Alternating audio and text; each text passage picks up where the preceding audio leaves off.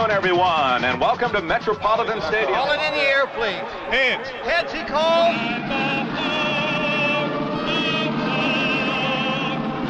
Hey, listen now.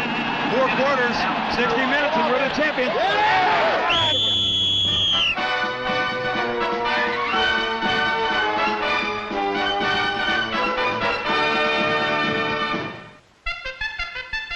With the coming of autumn, only 4 NFL stadiums house unbeaten teams. In Pittsburgh, the Steelers won their 4th despite an offense that was running on spare parts.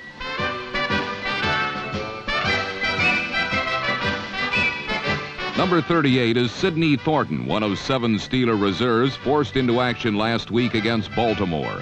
But before lamenting over Pittsburgh's injury situation, consider their devious master plan. Each week it's the same story. Glum faces looking on while quarterback Terry Bradshaw is given last rites. Prognosis, terminal. With Bradshaw apparently sidelined, even winless clubs such as Baltimore are inspired to do big things.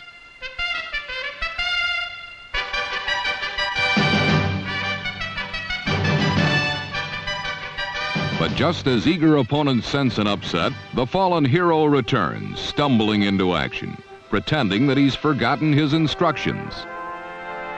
Acting disoriented, he claims that he can't hear or understand. But by the time he reaches the scrimmage line, his faculties have miraculously returned. Suddenly, his manner is cool and decisive, and his team's execution flawless.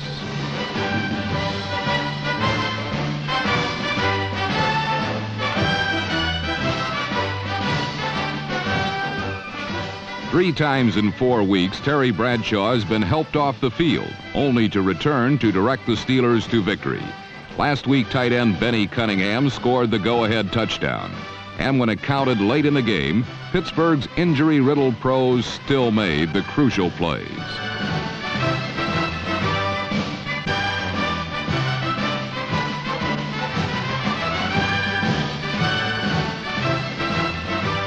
It was hardly a work of art, but it was Pittsburgh's 4th win against no defeats. It's the mark of a champion, coming up with just enough to win, even when running on 3 cylinders. In Tampa, another undefeated club was running on all 8, coming into its biggest test of the young season. Not that long ago, the Tampa Bay Buccaneers were the laughingstock of pro football. Now they're the darlings of the Gulf Coast, a team whose fans have grown accustomed to their punishing style of defense.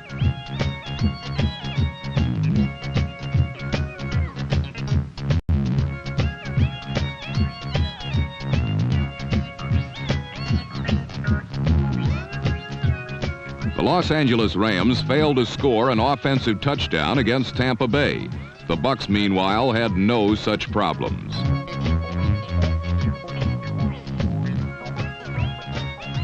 Quarterback Doug Williams once again amassed lousy statistics, hitting only 5 of 20 passes.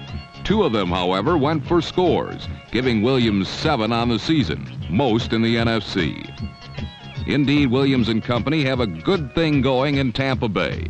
Young runners such as number 42, Ricky Bell, have given the offense new punch. Add to that one of the league's best defenses, and the Bucs' 4-0 record seems more and more convincing. Currently, they're all alone atop the NFC Central Division, but their unblemished mark is still not good enough for the bragging rights of Florida. For down in Miami, the Dolphins have been every bit as impressive. Last week, Chicago's Walter Payton arrived as the NFL's leading rusher, but the Orange Bowl is the home of pro football's least scored upon defense. Payton and the Bears were shut down cold. Chicago's scoring problems were aggravated by the spirited play of Miami's special teams. Each Dolphin kickoff became a new experience in masochism for Bear return specialist Brian Baschnagel.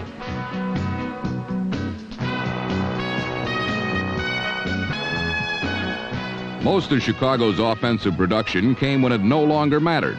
Miami's, on the other hand, came early and often.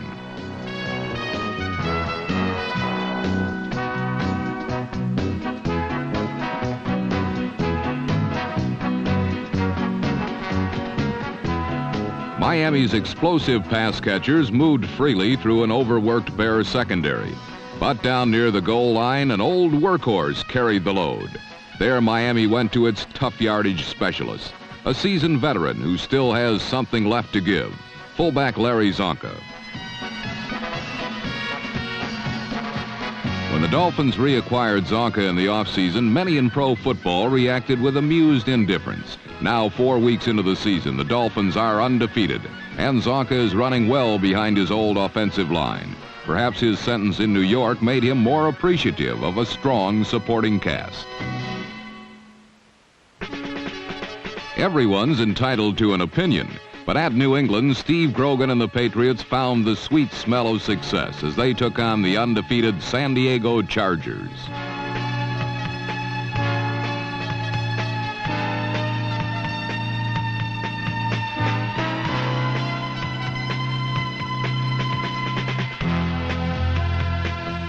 The victory aroma that wafted through the air was accompanied by Grogan passes to tight end Russ Francis, number 81, who grabbed 4 for 85 yards and helped the Patriots amass a 20-0 lead by the second quarter.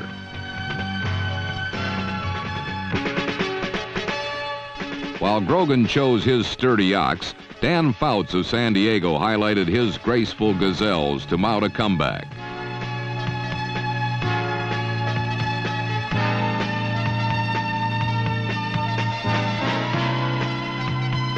Fouts and John Jefferson, number 83, combined to reduce the New England lead to 6.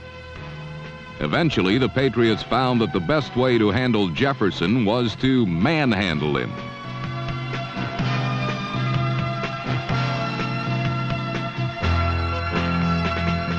And the Chargers' hopes for their 4th straight victory were rudely upended, 27-21.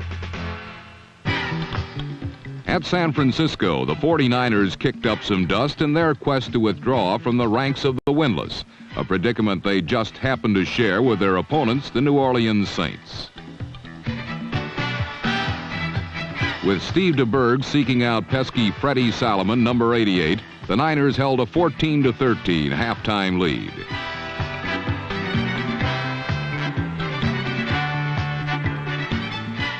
But Archie Manning soon had San Francisco chasing windmills as he demonstrated why the Saints have the top-ranked pass offense in the NFL.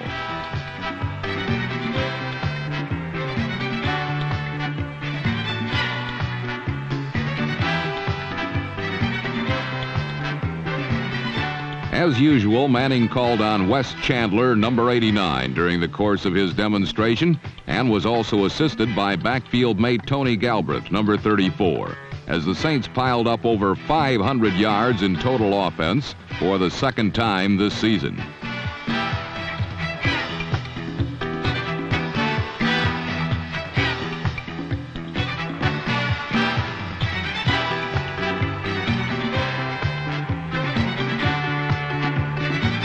Finally, it was Garo Yepremian who sealed a 30-21 Saints victory. Yepremian's field goal was his 17th in a row, a new NFL record.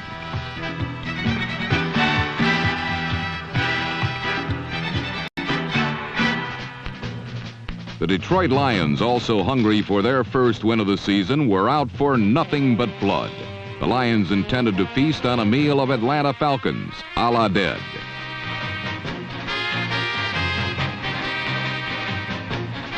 Number 24, Haskell Standback, was one of the appetizers on the Lion menu.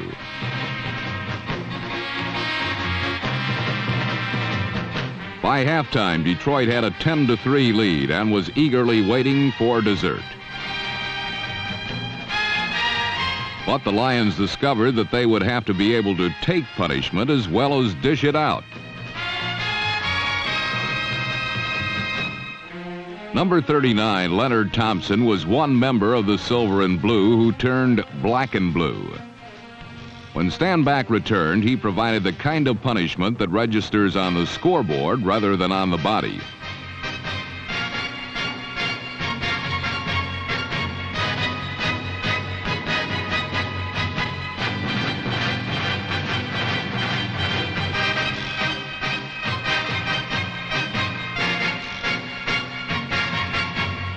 But Detroit rookie Jeff Comlow calmly held off the Atlanta comeback and throughout the game indicated that he can solve the Lions' quarterbacking woes.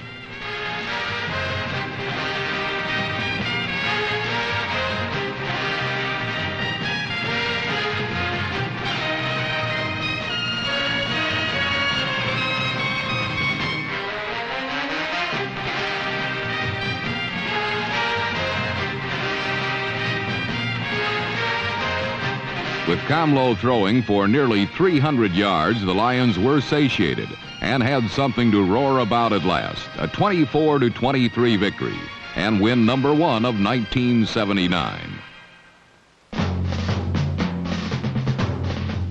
On a glorious Midwestern Sunday, St. Louis's Gateway Arch stood as a glistening rainbow, joining east and west. But there is no Gateway Arch to link today's player to those who preceded him. Yet this generation gap does not diminish the traditional intense rivalries begun long ago. 11-year All-Pro Ken Houston remembered bitter battles of yesteryear between his Redskins and the Cardinals.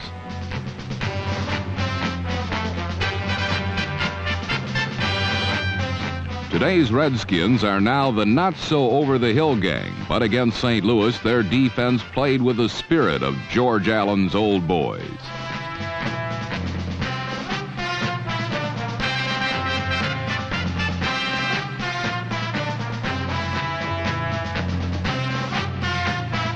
Forced Cardinal errors meant a 17-7 Washington victory in this, the 70th meeting of these NFC rivals. The Eagles and Giants have been feuding as long as footballs have been bouncing, and the winless Giants sought to snatch up victory in their 89th meeting.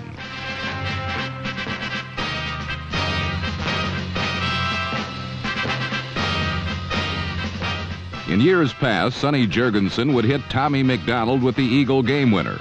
On Sunday, Ron Jaworski and Wilbert Montgomery turned the trick of their predecessors.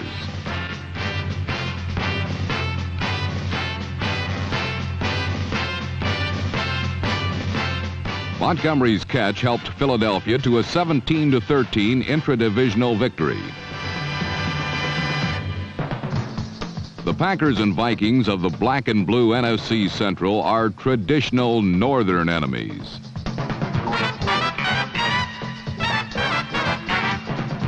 James Lofton's touchdown catch gave Green Bay reason to believe that they might finally beat the Vikes, something they hadn't done in their last 8 tries. Quarterback Tommy Kramer saw things differently.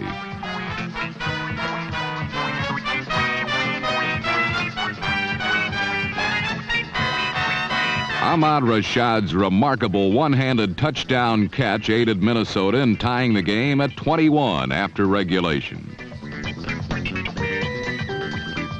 His second scoring effort would extend the Vikings' domination over the Packers to 9 straight.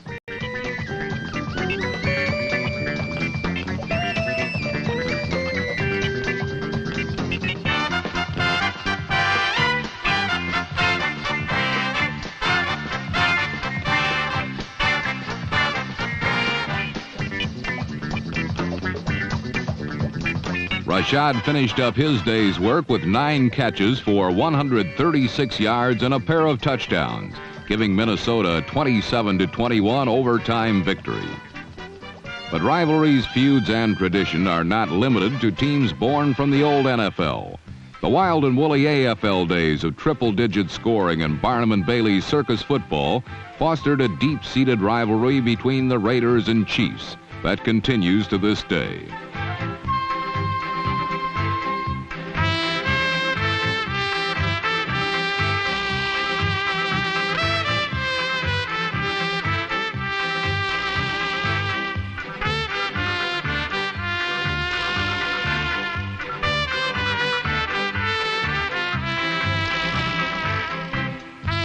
Gary Barbaro's 70-yard interception return for a touchdown sparked Kansas City.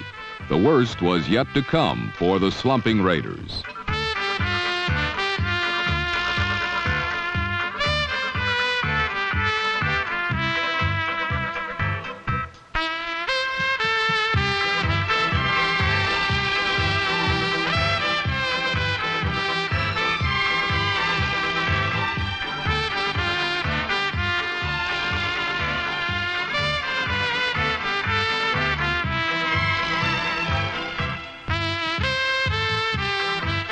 J.T. Smith's punt return for a touchdown was his second in as many weeks. His 88-yard sprint sent Oakland home 35-7 losers.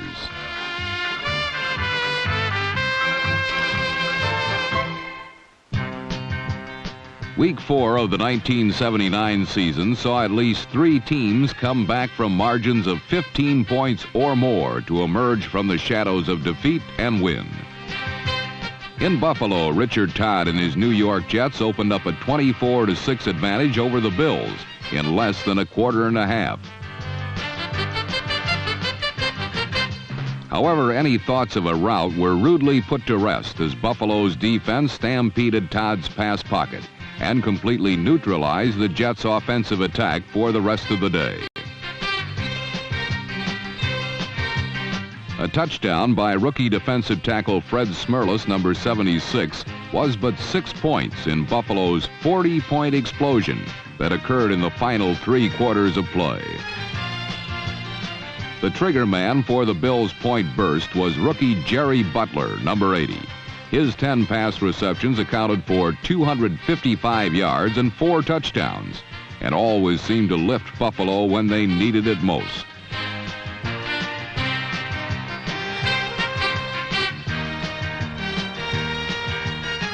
On scoring sprints of 75, 74, 9, and 5 yards, Butler teamed with quarterback Joe Ferguson to rally Buffalo from a losing cause. Jerry Butler's performance was nearly unbelievable and combined his exceptional athletic abilities with a knack for being in the right place at the right time.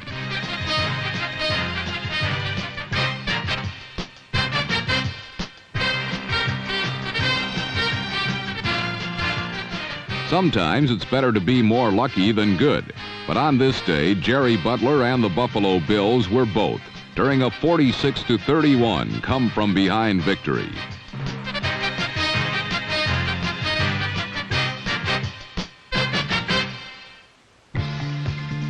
In Cincinnati, the Houston Oilers spotted the Bengals 24 points before Bum Phillips's boys said, "Whoa," and shut down rookie Jack Thompson and his offensive attack for good. Cincinnati managed only a field goal from the second quarter on, while Houston's Dan Pastorini rallied the Oilers to a 27-27 tie that spilled into overtime.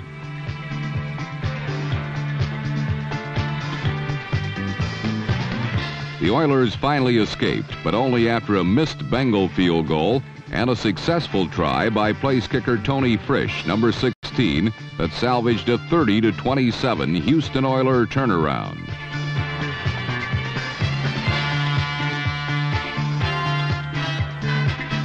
It was the second time this season the Oilers had come back to win from a sizable deficit, and this effort was truly a team accomplishment, combining offense, defense, and special teams into a winning formula.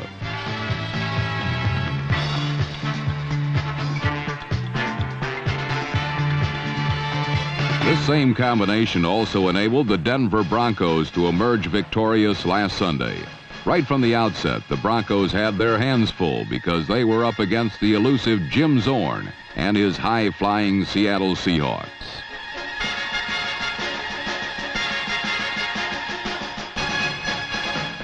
Zorn moved his club up and down the field against the mighty Denver defense and built a seemingly comfortable lead of 24 points midway through the third quarter. Such a lead against the usually dormant Denver offense is supposed to be a sure win. But here Seattle saw their victory hopes scared away by quarterback Craig Morton, who ghosted off of the Bronco bench and frightened the Denver offense to life.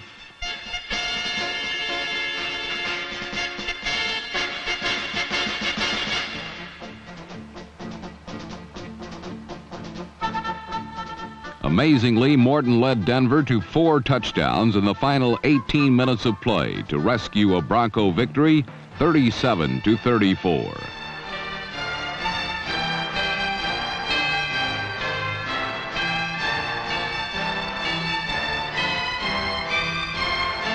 For 2 years now, Denver has made a habit of winning games no one felt they had any business winning in the first place.